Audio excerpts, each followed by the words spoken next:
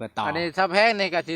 ท่อครึ่งนึงก็ได้บ่หรือว่าจังใดก็ได้อยู่เนาะท่อครึ่งนึงก็ได้ไดบ่บัดค้ำนี่เด้ค้ำนี่เด้ซะค้ำคันว่าปื้ว่าบ่มีก็ครึ่งนึงก่อนก็ได้เอาครึ่งนึงแต่งก็ได้ใช้มดเนาะแต่งกันคือว่าออกมดบัดแต่งมันก็จังทอกมดก็ได้แบบไม่มีครึ่งนึงไว้ครึ่งนึงก็ได้นะมันก็ประมาณมันบ่ซะแพงสมมุติอันนั้นได้ซะซะแพงงัวได้ขนาดมือนี่เฮาบ่มีเฮาเอาแต่2ขาก่อนบ่ได้ก่อนบ่บ่ได้เนาะงัว2ขาเอาแต่2ขาหน้าก่อนแล้ว2ขาหลังเฮามาให้น้ำหลังบ่ได้บ่ได้2ขาบ่ก็ไม่มันงัวมันมี4ขาเนาะขอถามแหน่ซะแพงงัวนี่มีจักขาก็มี4ขา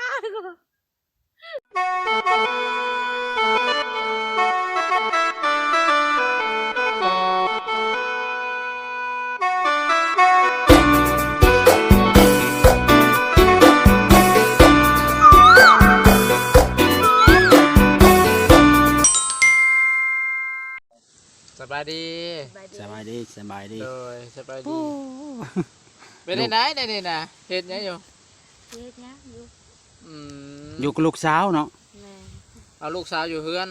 เกี่ยวข้าวแล้วบ่เกี่ยวแล้วเกี่ยวได้จักมื้อแล้ว2-3 มื้อโอ้เกี่ยว2-3 มื้อแล้วอันก็ได้นี่เริ่มหน้าเข้าแล้วได้ไม่ได้มีนี่แล้วบ่ผู้บ่าวเพิ่นยังคั่นนะยังอันละเพิ่นยังบ่มีผู้ใดติดต่อมาบ่กันอยากได้อยู่พ่อของลูกอยากได้อยู่อยากได้พ่อผมกาคนอยู่ดองแพง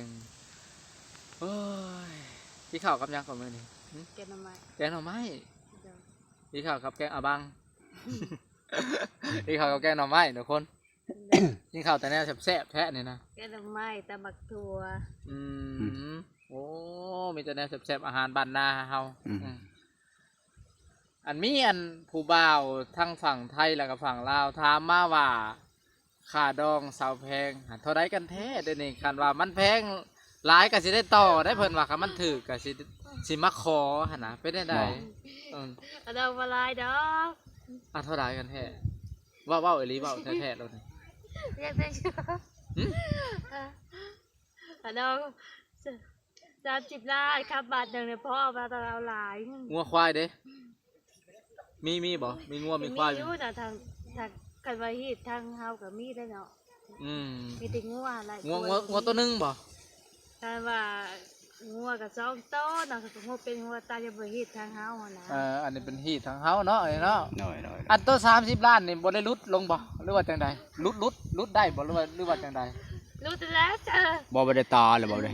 บ่ได้30 ล้านกี่ลุดแต่ว่าแบบนั้นเรียก30 ล้านคำบาทนึงงัว2โต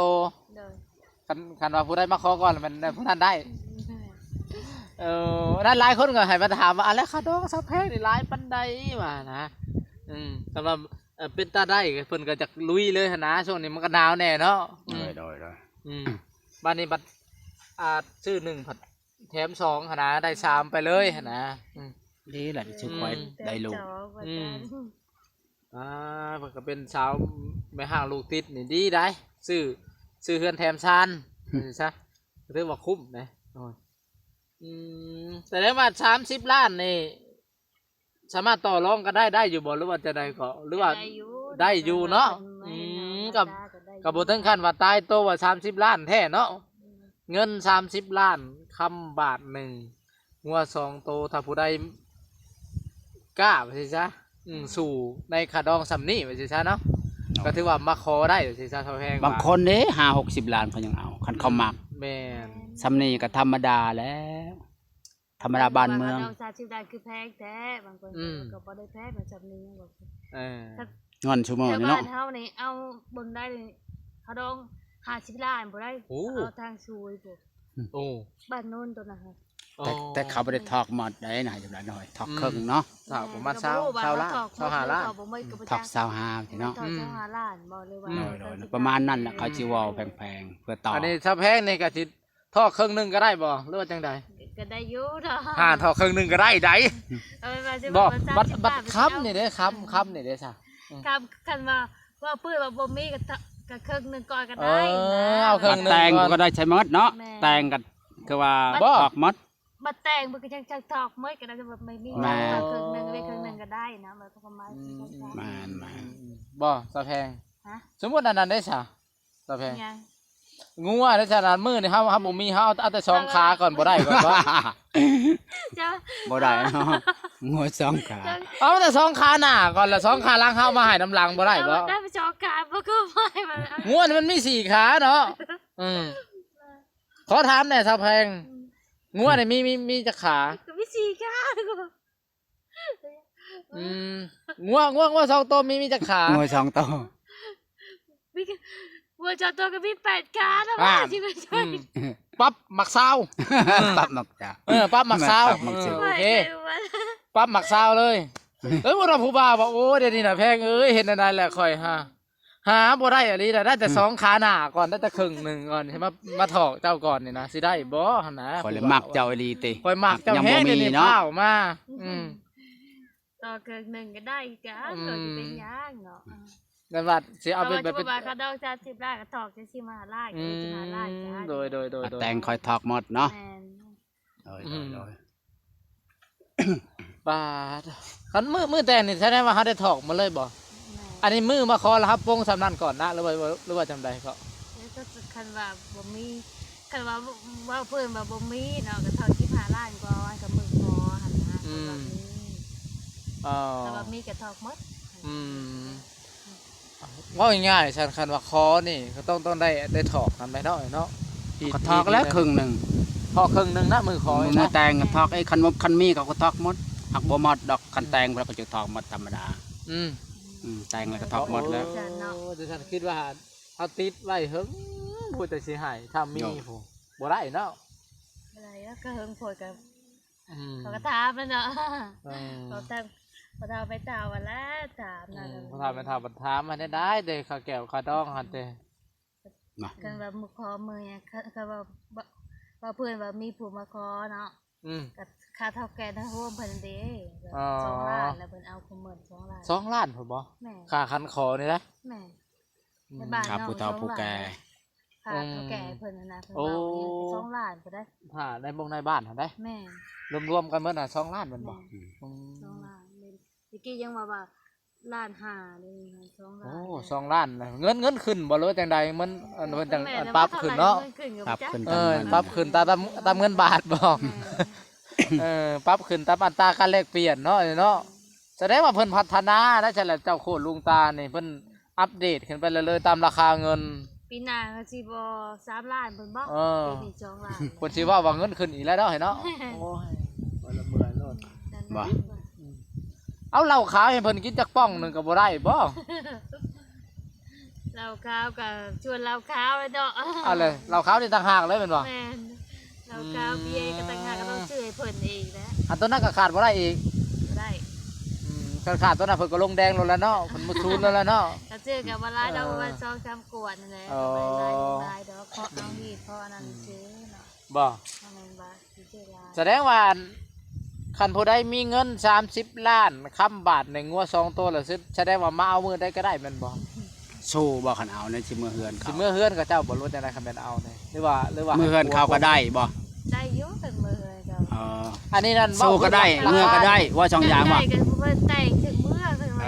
แต่งถึงมือ อันนี้เขาว่าพื้นว่าราคานี่เป็นราคาที่ คันบ่แต่งยังบ่มือเนาะ เมื่อเด้อ แต่ เนาะ ละบ่มือนะ คันแต่งละมือคันบ่แต่งก็เท่าครึ่งหนึง แต่งชูก้อนจัง เออ แบบเขาว่าแต่งเขาแต่งเมื่อกับเมื่อเนาะ แต่งมือเฮือนเขานะ อ๋อ แต่ว่าเขาบ่ได้แต่งกับบ่เมื่อ สมมุติว่าอันนั้นได้ฉันเจอผู้มักผัด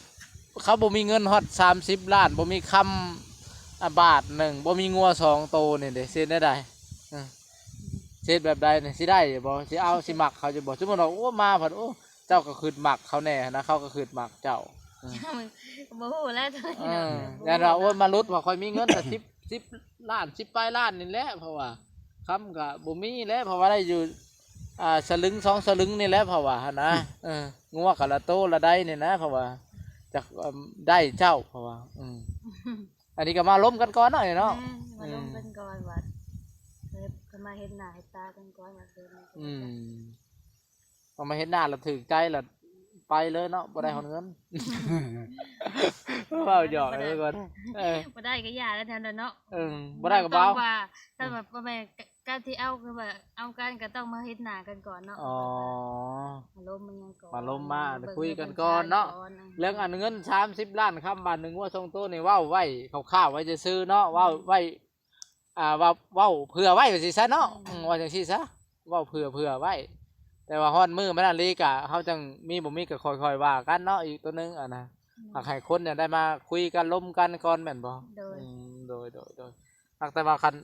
โอ้ยคนนี่มักแหละสาวแพงนี่คนงามนี่จะแพงอายุจักปีเลย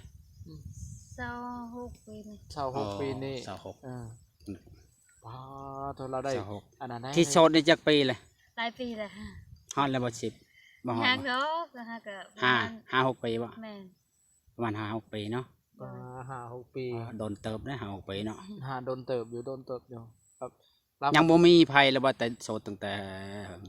ก็เคยอันนั้นเคยลบแบบว่าลมกับผู้บ่าวคนแถวเมืองโน้นนั่นแหละเพิ่นเลยมาเบิ่งคือเพิ่นชาติแล้วเพิ่นแบบว่า เป็น อยู่ตรงกันแค่ประมาณอาทิตย์หนึง2อาทิตย์ได้เพิ่นก็ทางไปทางมันนั่นนะ อ๋อ แล้วก็ชวนเพิ่นไปหาเงินแล้วเพิ่นก็เมื่อบ้านเพิ่น แล้วก็เลิกกันเลย เลิกกันเลย ชวนกันไปหาเงินอยู่ไส อยู่เวียง อ้าวไปเฮ็ดงานนำเวียงแล้วเพิ่นก็เมื่อบ้าน แม่ ไปกันเลย เอ้าสร้างเป็น ไป เนาะ ทางไปทางมันเลยนะ โอ้วันนี้เดี๋ยวไปมันเลย แม่เพิ่นก็เมื่อบ้านเพิ่นก็เพิ่นบ่ได้บอกเนาะ อืม เมื่อโลดก็เลยปล่อยเพิ่นเลย เขาเลยเปิดตลาด ได้อยู่เป็นโชว์โทชูเมอร์บัดนี้ แม่ อืม บ่ ก็เลยว่า ใจเรื่องบ่ได้แล้วก็ คนเมืองมนต์ซอกคอกันเรียบร้อยแล้ว ขอแล้วแต่ แต่ยังไม่ได้แต่งแล้วพากันไปหาเงิน แม่น ไปหาเงินได้จะ อยู่ตรงใกล้แค่อาทิตย์หนึงนะแต่ก็ ไปหาเงิน แม่หาเงินแล้วก็ไปเฮ็ดงานอยู่เวียงจันทน์ก็เพิ่นเฮ็ดได้3มื้อหรือ4มื้อเพิ่นก็เมื่อบ้านเพิ่นเลยเนาะ คอนะเพิ่นเชียร์เงินเชียร์หยังบ่ได้ยังได้เชียร์ให้ ก็เพิ่นก็ทอกให้ก่อนเท่าไหร่3ล้านบ่ อืม ทอกให้ก่อน เอ